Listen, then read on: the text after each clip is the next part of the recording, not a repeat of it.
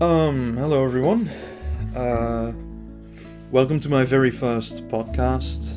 This is the first time I'm doing something like this. Some of my friends told me that this would probably be a good idea for me because, they like the sound of my voice, which I thoroughly disagree with, but that doesn't matter. Hello, welcome to the first Bumble podcast. I'm Bumble, your host for today, and feel free to click away from this screen now, keep the volume open, and I'll try to make it as comfortable for you and me as possible. Bear in mind that this is the very first podcast I'm doing, and I tried to prepare as well as I could for it, but there are, of course, a couple of problems that I'll probably make along the way. There shouldn't be too much of a problem, though, and I'm not going to focus on that, because primarily I'm here to have fun and just kind of like shoot the crap with you. Right, so let's begin. The first topic that I wanted to talk about, which is the topic of the podcast of today, is open world games. Right, so there are a couple of things that I'm going to go through.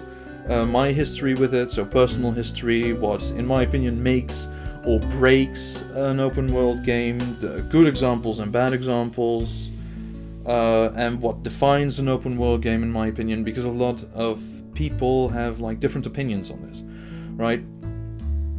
Some say that Borderlands is an open world game. I, for one, agree, but other people say it's just like a shooter with like more freedom, which I can definitely understand. But for me, it's just so I'm gonna explain what the rules are for me, basically. Then I take two examples in this video, and don't get your panties in a bunch, right? Because my bad example of an open world game is GTA, and I'm gonna explain this further in the video. So don't immediately like get offended because I'm shitting on your favorite game. And Skyrim is a very good game in my opinion. Bear in mind, personal opinion, my opinion, you're not going to be able to change this, but you can bring like new arguments to the light. Of course, I'd love to discuss with you, that's fine. But don't like, oh, you're a fucking wanker, you hate GTA, that's the game my son of 8 years old plays because I'm a good parent. If you're gonna be if you're gonna be like that, please refrain from using a keyboard ever again, basically. No, but like, in all seriousness, this is my opinion, right? My personal opinion. I'm not shitting on a game, I'm not saying it's rubbish. What I am saying, though, is that that I have a very strong feeling about both of these games, both negatively and positively, and of course I'll be discussing good and bad things about both games. Right, I'll try to keep it as objective as possible, but of course, my opinion, blah blah blah. My view on improving the idea. This is my view of improving the idea in general. So what this means is that I kind of go about with open world games and how it is right now, and what I would do to change the whole idea of an open world game. Then I have a personal idea that I've been walking around with for a very long time, which is my ideal game. That'll be later on. I don't know if I'm gonna put time marks in it for you, because this is gonna be on YouTube probably. I don't know if I'm gonna put time marks in there, but if you wanna just know about a certain thing, I'm gonna try and do that as accurately as possible. Then it's going to be like a final verdict which is basically a summary of most of the things I've said. I'm going to try to keep this podcast as short as possible, but I have a lot of things to say on this, so I haven't set a timer. Let me say it like that. I haven't set a timer. And that's it, basically. That's how it's going to go down. So let me open up with the first piece of info, which is my history with open world games. Right, so since I was a kid, I've loved open world games. I really liked it because it was kind of this kind of game that you could sink hours and hours into, which is not really true. I came to realize later on, because at the very beginning, when I was playing these open world games, I was only allowed to play like 15 minutes a day from my parents, which is it's fine. But as you know, back in the day, early 2000s, let me say it like that, because that's when I think I started playing video games. That's about the time it took to start up the console, right? We had a GameCube. We also played on the computer, but there were a couple of issues there, but I played first on the GameCube. And surprise, surprise, there were actually quite a lot of good open world games on the GameCube, which is, it's pretty nice. I'm gonna talk about a couple of them. For instance, I think the very, very first open world game I've ever played was the Hulk Ultimate Destruction. Now, I don't know if you know this, but this was on both GameCube and PS2, I think, which was basically a game by Marvel. This was before the whole Marvel Cinematic Universe was built up. Right, I think the game came out around, well, I'm not really sure, but it was early 2000s, basically, and I absolutely fucking loved it. The game gave you a lot of freedom, you could basically do whatever you want. Of course, there were a lot of limitations that were owned to the system as well. There were a couple of things that I would have improved, but overall, it was just it was a fun game. It had a storyline, it wasn't very gripping or anything, but it was fun. It was just plain old fun to play it. Another thing that, like Spider-Man 2, right? Everybody remembers Spider-Man 2. Quite recently it became like a very well-known meme, like the pizza delivery tune, because of the Spider-Man on the PS4 version had like the pizza delivery music from Spider-Man 2, and it was, I gotta say, it was quite fun. It was a lot of fun. Spider-Man 2 gave you a lot of freedom. You could kind of swing around willy-nilly. There were a couple of things that were wrong with it, basically. I started to get annoyed every time when it was near the end of the game, and you would go to a side quest, and it'd be like, "Hey there, I'm Spider-Man. Do you want me to clog your asshole with my spider webs?" And sorry, that was horrible. And the people would hunch over and just kind of look scared over their shoulders. When this would happen, I would actually get genuinely upset, because I had to fight those robots, and they were just a big old pain in the ass, basically, because they had a lot of health, and they could kind of they kept on attacking. It was pretty hard to dodge at the time. I'm saying this right because I was just a little kiddywink back then, but so little old me was like, this is fucking difficult, I want to throw this controller to the screen. And then my dad would come over and he would just slap me in the head and be like, "Fuck you, you're not gonna throw it, you know how much disgusted?" "Do you know how much disgusted me 20 euros? Anyway, fucking hell. So, I really, really loved open world games, and I think we've come a very, very long way since then. I still love the concept, but it's so difficult to get it right. This is one of these things that you can either completely nail or suck dick at, right? You know what I mean? And there are a couple of people that do it really, really well. There are a couple of games that I really, really like. But as I grew older, I started playing on the PlayStation 3, and we had Prototype. Prototype, funnily enough, was from the same producer as the Hulk Ultimate Destruction, which is Radioactive Industries, I think. Same game producer. Which was very, very interesting to me. So I was like, oh, does it kind of play like the Hulk Ultimate Destruction? And actually, it really, really does. I don't know if anyone who's watching this right now has played both of these games, but they are eerily similar in the way they control, and so it was very easy for me to pick up. You feel very powerful, and it's nice, and you can kind of sink a couple of hours into, but as soon as you get more time to play video games, I suppose, if you because after a certain amount of time, your parents kind of take away the limitations, because they're like, alright, you're old enough now, you should probably know how not to kill yourself. And I was basically like, alright, cool. So I played Prototype for 3 hours, and I started noticing that it gets pretty dull after a certain amount of time, with a lot of open world games being my favorite genre back then. However, I do think we've come a long way, and there are a lot of good titles coming out today. I'm not going to be reminiscing about the past because the past was so much better. Because that's something like a 90s kid would say, but not like those 90s kids, but those annoying ones, you know. I think Uncle Joe made a pretty accurate video on it, which was called back in the night. Basically, he had like this really funny Scooby-Doo kind of like voice, basically, and just saying like everything was better in the 90s. This is not a Scooby-Doo voice. This is anyway. So basically, it's a very important genre for me, and it has a lot of nostalgic value. But of course, it's a thing that I need to look at objectively, or as objectively as possible. It will never be fully objective to me because it has so much sentimental value. But I'm gonna try to do it as well as I can. And this brings us to the next point: what makes or breaks an open world game? Right, so in my opinion, what makes or breaks an open world game is you can divide that in 3 subgenres, right?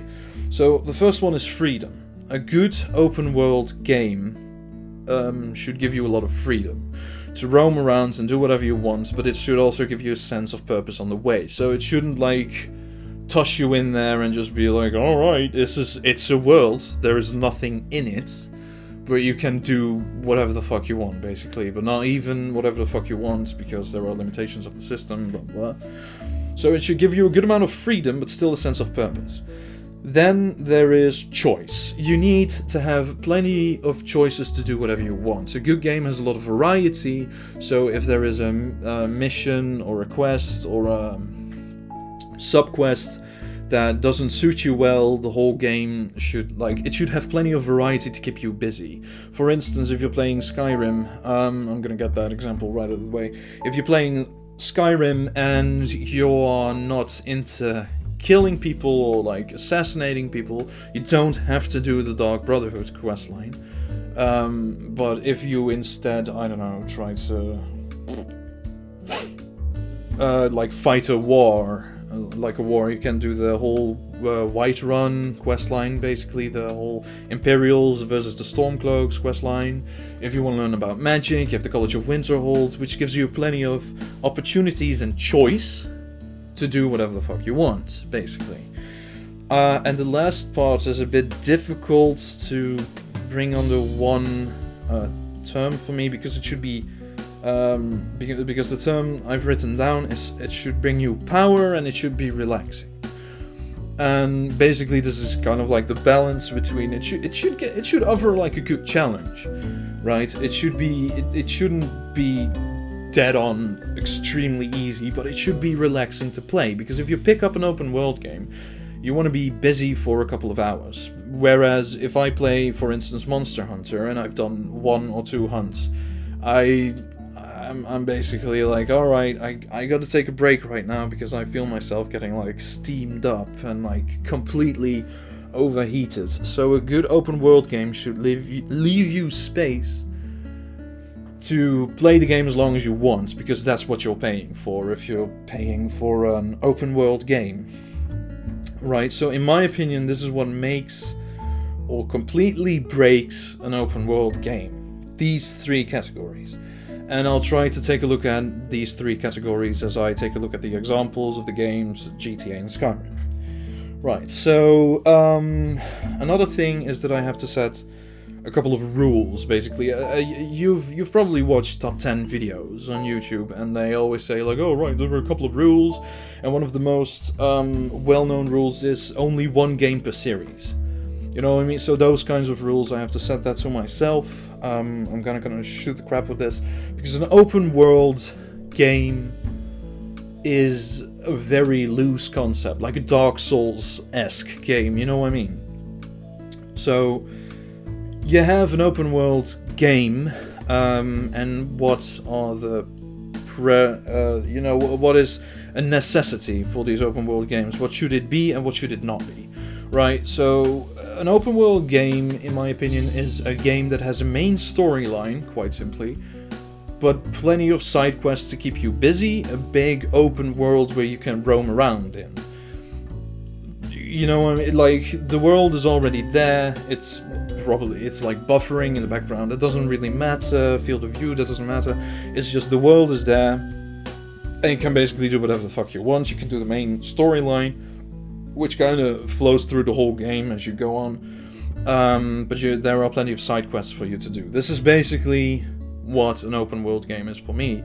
It can be top down, it can be third person, it can be first person, it can be a shooter, it can be a fantasy game. You know, it really doesn't matter as long as that is there. So immediately I'm gonna have to say right off the bat, Super Mario Odyssey is not an open world game in my opinion, because it has an overworld and levels, and even though it gives you a lot of freedom to roam around in the levels, it's not the world, right? It's not that world is a level. You know what I mean? You can do whatever the fuck you want in the level, but it's not a world, and it doesn't have, like, the main storyline is so intertwined with, like, the side quest. You can't even really call it side quest. It's more like collectathon-esque. Basically, because you have these moons that are hidden, right, and you have to get them to progress to the next level. Do you know what I mean? Which is kind of like the same thing as Banjo-Kazooie, so you already guessed it. Banjo-Kazooie, also not an open world game. It has an overworld, yes, it's beautiful, yes, it's gorgeous, I love Banjo-Kazooie, but it's not an open world game. Open world game, big storyline, open world for you to roam around in, do whatever the fuck you want, and plenty of side quests to keep you busy if you don't want to do the main storyline. Right. So, right now we're going to get into the examples. This is going to be the most difficult thing for me to talk about, because I don't want to offend anyone, basically, with my opinion, but then again, it's my opinion, right? You can get mad at me for having an opinion, but you have an opinion yourself as well in this game. If you have an extremely positive opinion and you're very defensive on it, that's fine, but you still have an opinion, and I may have a different opinion, but it's... You know what I mean? I'm gonna try to not slander the GTA, the bad game, in my opinion. But I'm gonna try to keep it as objective as possible. Right, so GTA is pretty bad in my opinion, but why? Alright, so we're gonna take a look at the 3 things that are very important to me. Part 1, freedom. Right, this is something the game does well enough, right? It gives you enough freedom to kind of do what you want, even though it's kind of restricted. The thing is, I'm a sucker for, like, superpowers or, like, gadgets or whatever, and you don't really have that in GTA. The only thing you can do is basically shoot gun, swing bat, run, and drive car. Right, and in the later installments of GTA, like GTA 5, and you can go skydiving, you can go golfing, blah blah blah, all these things, and there are fun enough mini-games. There is freedom, but it's... I don't know, it feels... It doesn't feel restricted, so the freedom is well enough, the structure-wise. It's fine. If this is like a game you're looking for, if you want to be like, I don't know, a gangster, I suppose, you can be that, right? You can be a gangster in a big city. If that's kind of the game you're going for, then you're probably going to pick up GTA, and that's fine. Right, so it offers a fair amount of freedom, so it gets like a pretty alright grade on that. I'm gonna say a 7 out of 10 probably, because, well, it's fine. The amount of freedom is fine. Choice, right? So choice in quests. This is where it really starts to go down for me, because even though it seems there is plenty of choice in the game, there really isn't. And this is difficult to explain, but bear with me. It gives you the illusion of having a lot of choice, however, every single mission is the same. You know what I mean? It doesn't amount to anything. You don't get anything cool for it other than experience and money. And I think in GTA it's only money, but that really doesn't matter. So you can buy guns with it, blah blah blah. You know, it's fine. Again, it's well enough, but it's nothing for me, because in other games you get like a level up system, you get certain items, you can get certain skills. And GTA really doesn't have an excuse, because Saints Row, which is essentially the same thing but then sillier, has a lot of extra things you can do with money. Right, if you're gonna combine experience points with money and kind of make it like the same thing, like make it a valuta, but also like how much you've progressed, that's fine. But Saints Row the Third had this kind of system where you could make yourself basically invincible against any kind of damage if you put enough money in it. So it gives you a sense of progression, right? You can become like an all-powerful immortal being if you want to, if you're willing to spend all the money on it. You need to get this money from the quests you do, so it feels like you're working towards a goal. And with GTA, that's really not the case. Anytime I've played GTA, you're kind of like stepping in a car and you're like, it's a chasing scene, whatever, you're trying to deliver someone, you have to shoot a couple of people. This is basically every single mission, and you can say that for a lot. If you boil every mission down to the bare minimum, of course you get the same thing, right? Like, oh, in the very essence, any quest is making progress towards a goal until you've reached the goal. And that's true, but it's the form of how you do it that should be different, and in GTA everything feels empty. You don't feel anything for the main characters, you don't give a shit, and the only thing you can get basically is clothing and guns or ammo, and it's really bare bones. And I really don't think Rockstar has an excuse, but then again, they're making a lot of money. They're doing really well with the series ever since it first started, so I don't really have a lot of ground to stand on, because people apparently enjoy it. But in my opinion, it's pretty much inexcusable. So I'm gonna give this a 2 out of 10. Really, not because I don't fiercely hate it, but the thing is that it's just plainly not fun. You don't have a sense of progression towards a goal. There are very little things you can unlock. There is not really a reason to do it, to do any of the side quests or the main quest for what it's worth. Like, you can get basically anything from the start, being like body armor, guns. You can, it doesn't really give you a sense of progression. It gives you plenty of freedom, but it doesn't give you a sense of purpose. So choice is pretty poor. 2 out of 10. Yeah, that's basically it. Power, like empowering you and making it relaxing to play the game for hours on end. And this is also a problem in the GTA series for me.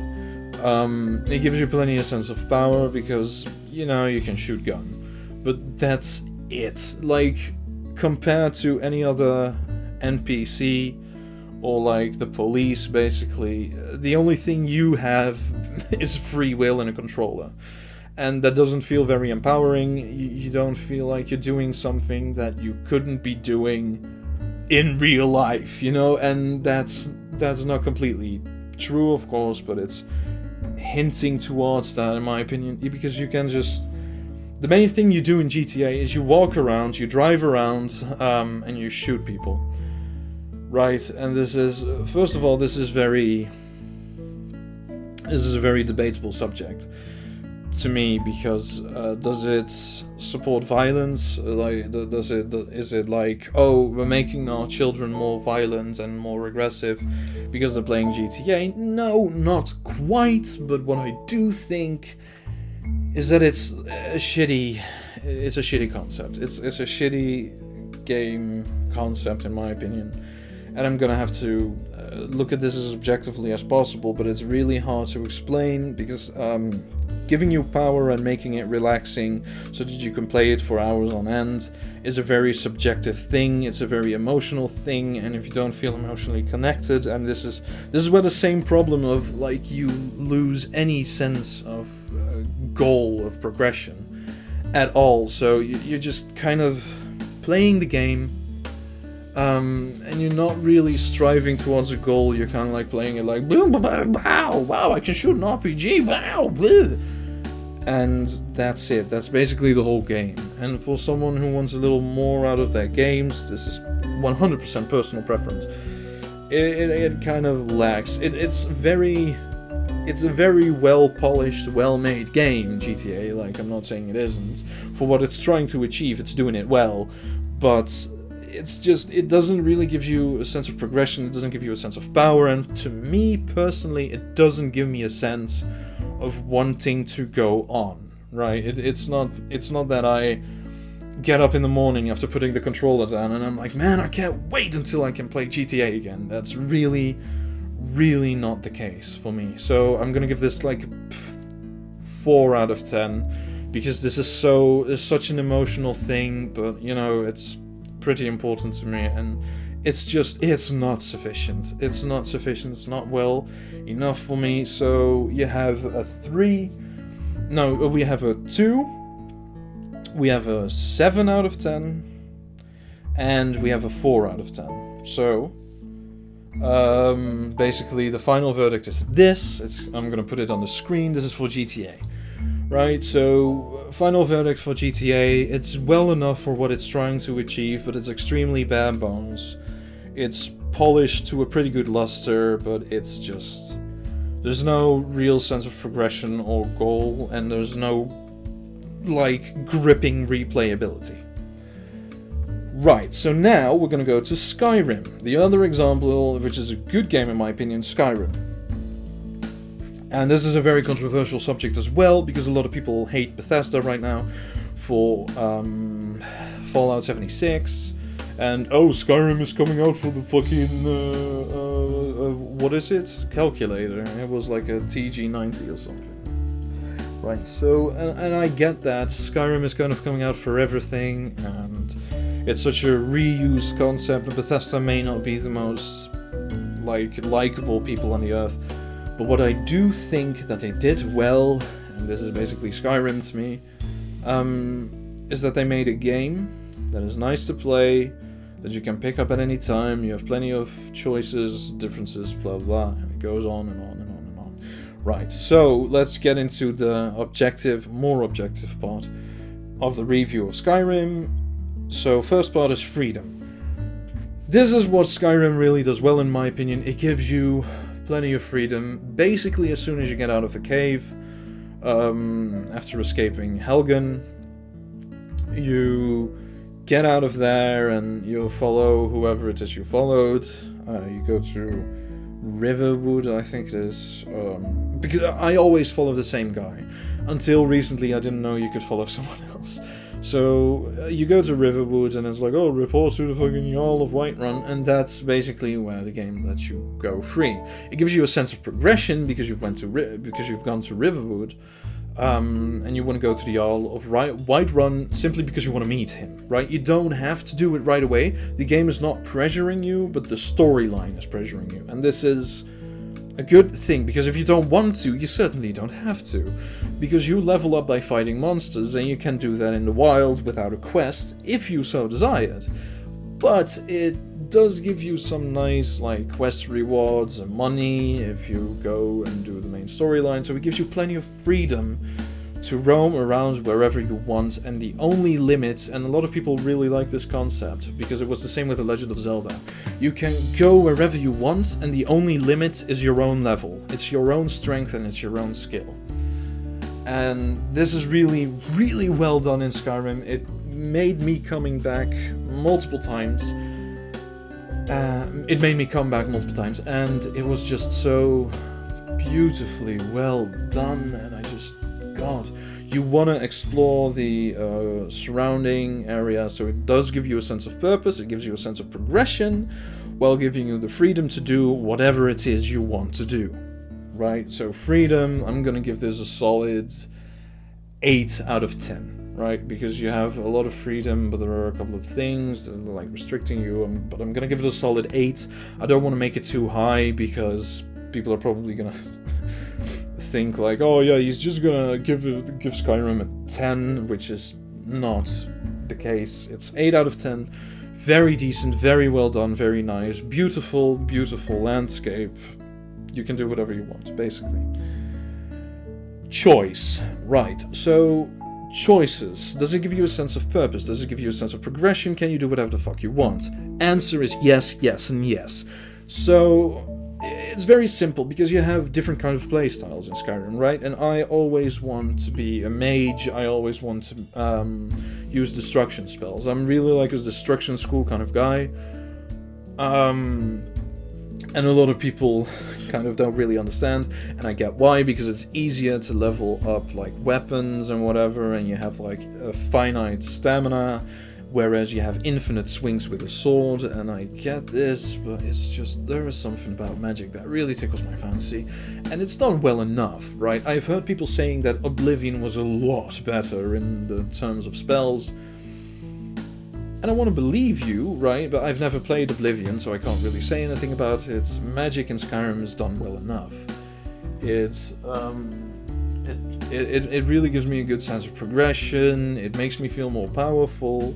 I really actually do get to feel like a mage. There are things that are not very well done about it, of course, because a lot of people kind of shit on the magic part, because you can get so much stronger, so much faster with anything else. Two-handed weapons, for instance. Again, I understand, but magic is just fun for me, so I use it, and it's great fun.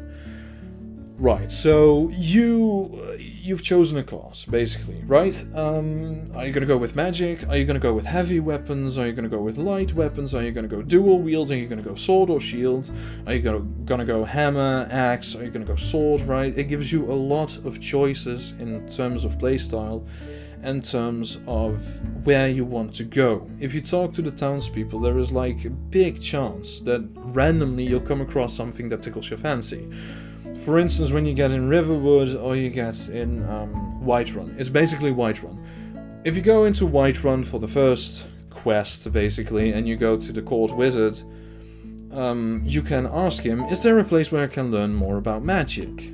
Which makes sense, because he's a wizard. So you ask him, and he says, yes, it's the College of Winterhold. Here, I'll mark it on your map. You can go to Winterhold, and it's all there, and it's a nice quest line. A lot of people basically only do it for the experience points, but not me. And it gives you a fair bit of, progress, and it gives you a fair bit of choice. And the thing is, if you want to be a warrior, you can do that. If you want to be a sneaky assassin, you can go to the Dog Brotherhood. If you want to steal shit, you can go to the Thieves Guild. If you want to be a soldier, basically, you can go to the Imperials. If you want to be a rebel, you can go to Ulfric Stormcloak, right? It gives you a lot of choice, but every single storyline has something to it that can make you come back, right? If you are interested in that sort of storyline, you can do it. If you're like, man, I love being a warrior, I really only want to be a warrior, you're totally allowed to be only a warrior. If you say, I want to be a rogue, I want to be bow and arrow boy, you can be bow and arrow boy or girl, I don't really care. If you want to be a mage, like me, you can be a mage. So it really gives you a lot of choice to do whatever the fuck you want. Of course, there are restrictions, but that's more the system's fault, in my opinion. And there are a couple of bugs, making some of the things exploitable or completely unusable, which is fine. But I really feel like in the big lines they did it really well, and I have to give them a 9 out of 10 for choice, because it really gives you a sense of purpose. You can do whatever the fuck you want, but you also get rewarded and you feel fulfilled for every side quest or quest that you do.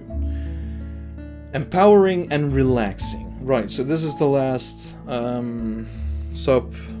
sub-genre, basically. This is the last thing I have to rate it on. Does it empower you? And is it relaxing if you want to do it? And the thing is, yes. Yes, it is 100% yes. The thing is, you feel more powerful with every enemy you defeat, and because you have a skill tree and you can upgrade skills, and it can be something as simple as increasing the power of a certain weapon or a certain spell, and the game feels so much smoother. You really feel yourself getting more powerful with every group or bandit camp you defeat. You know what I mean?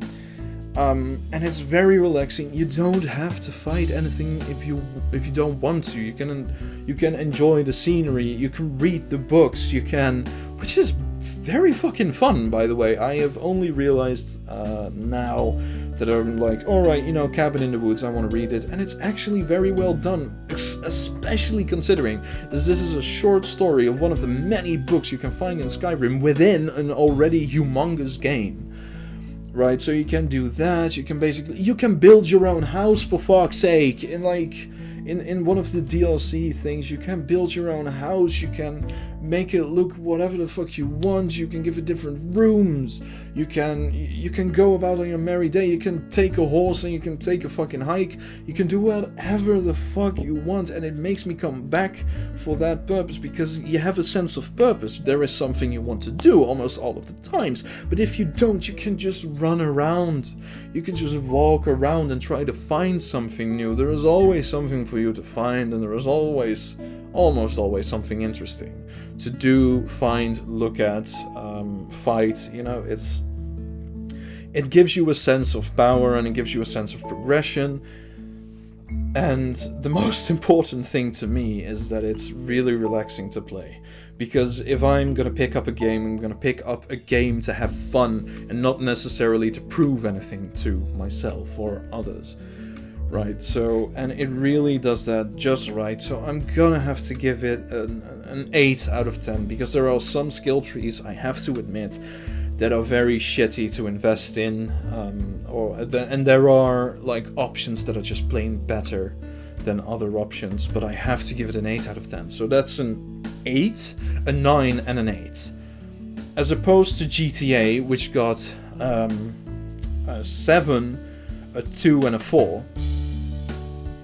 It's very different in my opinion. Of course, this is opinion-wise, like I said. And the thing is, Skyrim has bugs, right? It has bugs galore, and it's made by Bethesda. Of course, there's bound to be something wrong with it. And GTA is a very polished game in comparison to, Skyrim, basically. But still, it's a world of difference. But it's so very much the same, you know what I mean? It's very close, but light years apart from each other, and it's very weird to say that, and to actually discuss this with you, because I can't really put my finger on it. What makes it so drastically different? And I can't really put my finger on it, what makes it the same, right? Of course, it's the open world aspect that I previously discussed. But the most important thing is that these games are both good, right? If you like the genre, if you like the game, you like the game. And if you don't, you don't. And that's fine. Everyone, to each their own, live and let live. It's all good, basically. But this is my opinion on it. Another thing, and here we're getting to the one of the last parts of the thing, is my view on improving the idea of an open world game. Right, so I really think, and these are fundamental things to me, that a lot of games should take a look at Zelda Breath of the Wild and be like, man, I want to be that. And this is simply because the Switch is one of the most, is the most inferior system, technology-wise. You know what I mean? It has the lowest resolution, lowest running speed, the worst core, in comparison to a absolute banger gaming PC, and compared to an Xbox One or a PS4, right? But the thing is that Zelda Breath of the Wild was on the Switch, and it's fucking beautiful. And you want to know why it's beautiful? Because they utilize the system's limitations to the fullest, right? It runs extremely smooth, and the art style is something that is extremely appealing to me, and it's really beautiful, even though it's not as detailed as something aspiring to be, as a game aspiring to achieve hyper-realistic graphics. Right, so the graphics don't have to be hyper-realistic, and for instance, you can take a look at, like I said, Breath of the Wild, Legend of Zelda, Or you can take a look at Okami. Okami was a game for the PlayStation 2 originally, and it's fucking beautiful, right? It's amazing. There is an HD remake that looks even better, but at the time on the PlayStation 2, it was gorgeous. And you want to know why it was gorgeous? Because it was a certain art style. You don't need to make everything look hyper-realistic. We don't care about that. When we say graphics, we want something that is visually appealing, and that doesn't have to be hyper-realistic all of the time. Right. Take a look at that. And the second thing is that you have to give the player the ability to choose something else. Like, the game shouldn't push you in a certain direction. Same with The Legend of Zelda Breath of the Wild. Basically gives you different things to do. You can cook yourself, you can try out new recipes, you can glide, you can fight, you can do a couple of things, but this is where it also comes a little bit short, in my opinion. You're playing Link, and Link has a certain set of skills: sword, shield, and bow, right? And he has bombs and a couple of other things, of course, like his Sheikah slate that he can use to do things. And it's plenty, and it really works well for the game, but that's the thing. The whole game needs to come together as a giant, beautiful, perfect meal of which all the flavors complement each other. And in Breath of the Wild, that's true, but if you're gonna go for a different approach, you need to tune everything into everything, right? If you're gonna make a game like Skyrim, and you're gonna say, like, you can be whatever the fuck you like, you can choose your own class, but you don't have to limit yourself to a class, that's amazing, that's perfect, but you should at least try to make everything just as powerful as each other, right? Like, you shouldn't blandly make sword and shield, like, deal 50% more damage than bow and arrow, for instance. This is not the case with Skyrim, of course, but this is like an example, basically. So you have to balance the game out, but most of all, and this is the most important thing, it needs to be fun. If you play the game, you need to be sitting there and be like, man, oh boy, oh man, I am having a wonderful fucking time. And not like when you sit there with GTA, or for instance, like any other game, like I can't really think of a lot. You shouldn't be sitting there like, alright, oh, there's a side quest. Nah, I don't really feel like it. Oh, but there is another side quest. No, that's basically the same as the first side quest.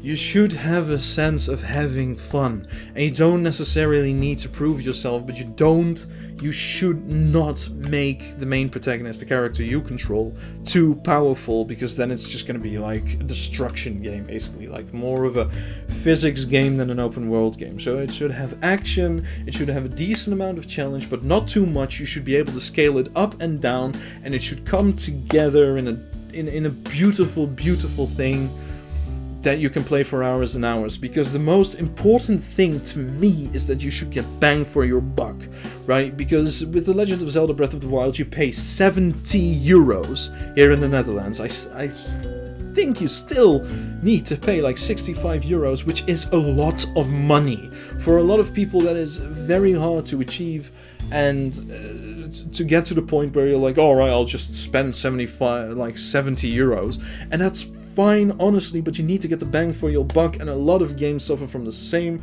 problem, in my opinion. For instance, Super Mario Odyssey, great game, loved it. It was short. It was very, very short. You don't need to collect the Power Moons. You can if you really want to, but it is relatively short, right? And if I take a look at Spider-Man or Monster Hunter, I used to have like 200, and with Monster Hunter I think I have like 3,000 or 4,000 hours on it. This is personal preference, of course, but you need to be able to put a lot of hours in a game if you want to, because that's what you're paying for. And one of the things that people say, and this is kind of like treacherous ground to me, is indie games. Like, indie is the ultimate solution to having a cheaper game made by independent developers that aren't really well known, and essentially you can get a really good game. And a lot of people look at The Witcher, but The Witcher is made by Project Red, and I don't really think they're AAA, but I don't really think they're indie either. And there are just a lot of indie games that are so bad. Like, for instance, Shovel Knight is beautiful, amazing. I think Undertale at the time was also an indie game. You can do indie games extremely right, but indie games have the limitations of the graphical part, the there is simply not enough money to put in the game for them, for the developers, to make it come out as like the perfect game. You know what I mean? An indie developer team cannot make The Legend of Zelda Breath of the Wild simply because they don't have the budget to do it.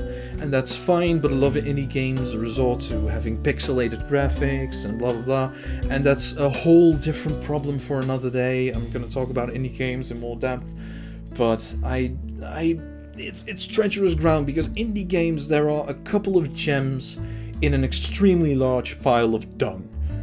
That is basically my view on it. And do you want to dig through litters and litters of dung, like pile upon pile, to find that one precious gemstone? That's up to you, but to me it's, I'm a bit lazy to search for that, honestly.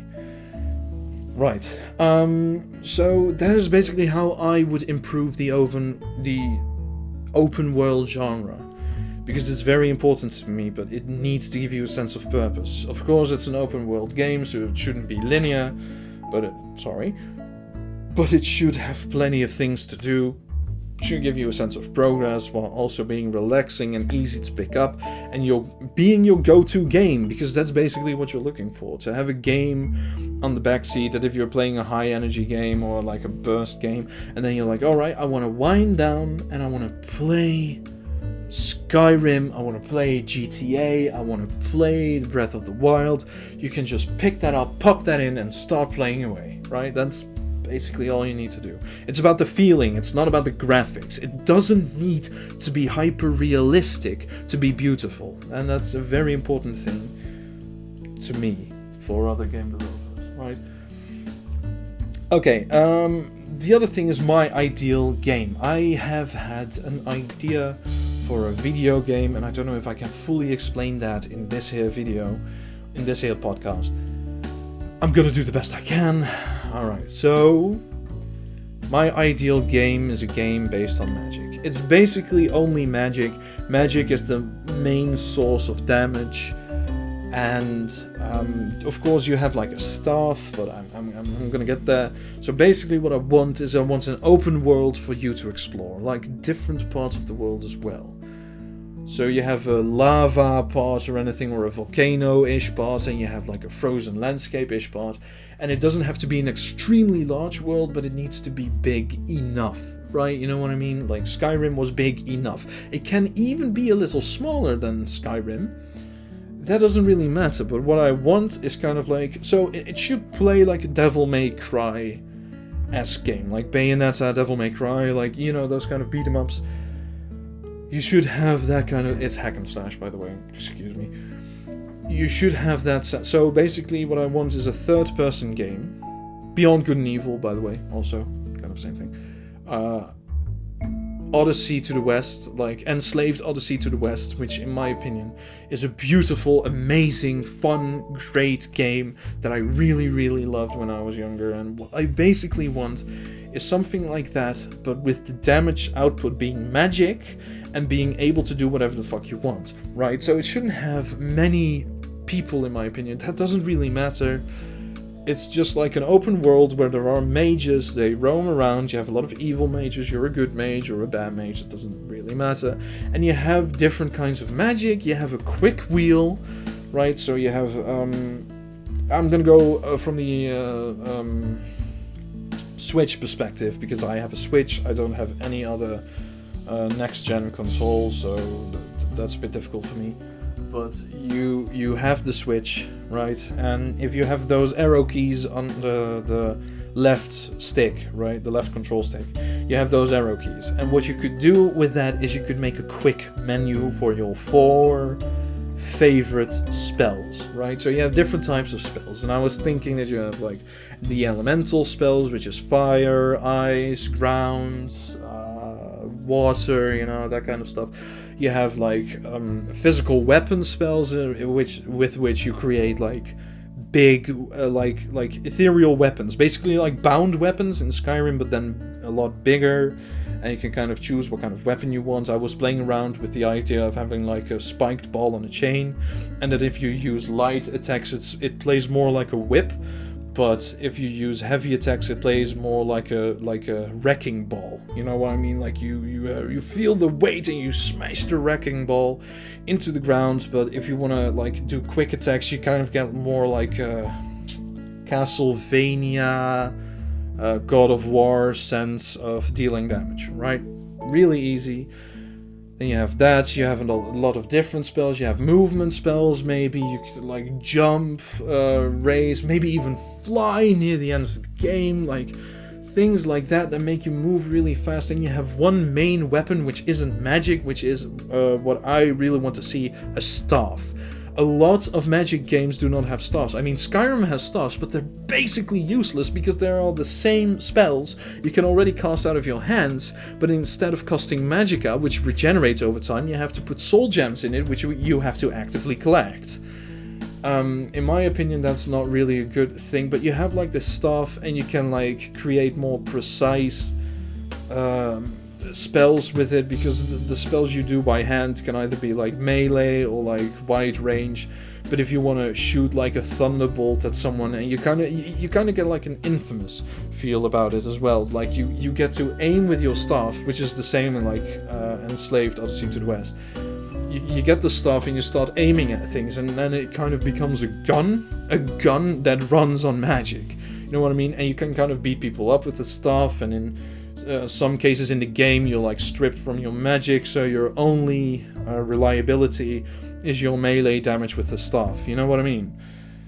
It's, in my opinion, it's a good idea. It's a great idea, and you can make the story good. You can make the characters memorable. They can look like the characters from The Legend of Zelda Breath of the Wild. You know what I mean? Because Beetle, every time I saw Beetle, I was like, oh, it's my boy Beetle. I love him. You know what I mean? Because they're memorable, and they look goofy, but they're memorable because of it. And in terms of like graphics and art style, I would love it if it looks like a love child from Okami and Legend of Zelda Breath of the Wild, and it would just be bloody perfect. That, in my opinion, would be the ideal open world game, and I've searched for it, but I haven't found it.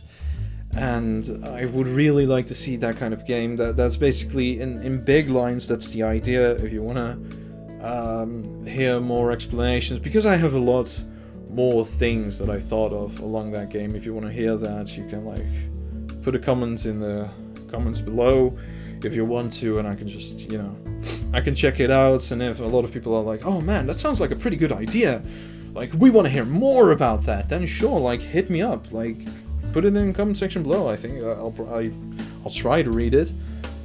So yeah, that's my ideal idea of a game. Final verdict. This is the very last part. I wanna say that GTA by any means is not a bad game. It just doesn't butter my biscuit, and Skyrim does.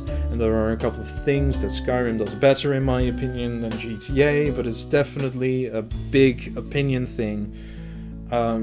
So that's basically open world games, in my opinion. It's a genre that's not been given too little attention, but it's just, there are only like 3 games that came out in the last 2 years that I can like name from the top of my memory. You know what I mean? Oh yeah, Skyrim, Breath of the Wild, and then GTA, right? And I can't really think of a lot of more games, and it's kind of the game that takes a lot of time to make, and I get that. And you need to put a lot of money into it, and I get that. But there is so little choice on the market for it. And that's really sad, in my opinion, because it is still, to this very day, probably one of my favorite genres of video games that are out there. And I really hope someone agrees with me on this, because if they don't, I'm pretty much fucked. We're kind of reaching the hour mark right now, so final thing that I want to say is thank you so much for listening. You guys are amazing. If you listen to this through the end, that's really super cool of you. If you just took a look at timestamps for the things that you were interested in, that's fine by me. Thank you all so much for listening to me.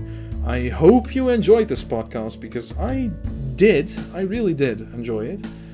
And I hope to be able to be in this chair and shoot the shit with you again sometime.